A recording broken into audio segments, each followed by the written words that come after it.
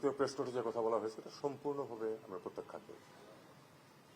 সম্পূর্ণ প্রত্যাখ্যান করি এই জন্য যে বিষয়টি যত সহজভাবে উত্থাপন করা হয়েছে আসলে অত সহজ না। আমাদের মিশন, বাংলাদেশের মিশন কূটনৈতিক এলাকার গভীরে অবস্থিত, এমন না যে এটা বাইরে কোনো জায়গায় অথবা কূটনৈতিক এলাকার শুরুতে, তা কিন্তু না।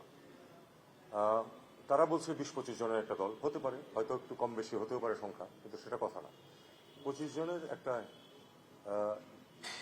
হিন্দু চরমপন্থী সংগঠনের 25 বা 30 জনের একটা দল এত দূর পর্যন্ত আসতে পারবে কেন একটা স্যানিটাইজড এলাকার মধ্যে?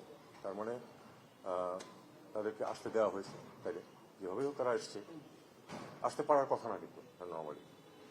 এবং তারপরে সেখানে তারা দাঁড়িয়ে যে ওই শুধু ওই কি হিন্দু নাগরিকের হত্যার প্রতিবাদ স্লোগান দিয়ে চলে গেছে তা না, তারা আরো অনেক কিছু বলেছে, সেটা আমরা জানি।